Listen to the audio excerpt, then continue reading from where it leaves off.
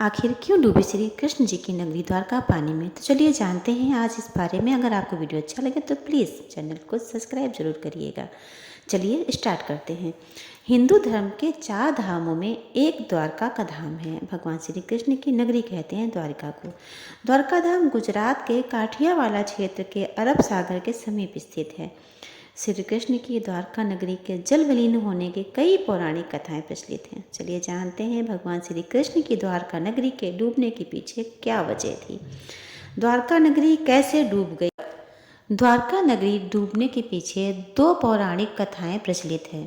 पहला कारण यह है कि पौराणिक कथा के अनुसार जरासंध द्वारा प्रजा पर होने वाले अत्याचारों को रोकने के लिए भगवान श्री कृष्ण मथुरा छोड़कर चले गए थे। श्री कृष्ण ने समुद्र के किनारे अपनी दिव्य नगरी बसाई। इसी नगरी का नाम द्वारका रखा गया। माना जाता है 36 वर्ष बाद, महाभारत के 36 वर्ष बाद द्वारका नगरी पानी में डूब गई थी, क्योंकि पौराणिक कथा के अनुसार जब महाभारत में पांडव जीत गए थे और कौरव हार गए थे, तब इसके बाद युधिष्ठिर का हस्तिनापुर में राजतिलक हो रहा था। उस समय श्री कृष्ण भी वहाँ पे मौजूद थे।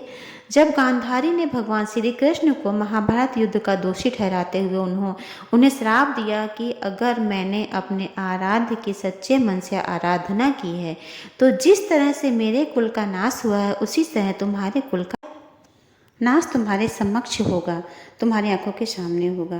कहते इसी श्राप की वजह से श्री कृष्ण की द्वारका नगरी पानी में डूब गई थी। पौराणिक कथाओं के अनुसार एक दूसरा कारण भी काफ़ी प्रचलित है। एक बार महर्षि विश्वामित्र और देव ऋषि नारद द्वारका गए। तब यादव वंश के कुछ लड़के ऋषियों के साथ उपहास करने के प्रयोजन से श्री कृष्ण के पुत्र को स्त्री वेश में ले गए और ऋषियों के पास जाकर कहा कि यह स्त्री गर्भवती है, आप इसके गर्भ में पल रहे शिशु के बारे में बताइए कि क्या जन्म लेगा। ऋषियों ने अपमान होते देख श्राप दिया कि इसके गर्भ में मूसल उत्पन्न होगा और उस मूसल से समस्त यदुवंशी कुल का विनाश होगा। इसके पश्चात ऐसे ही यदुवंशी लड़ लड़कर मरने लगे।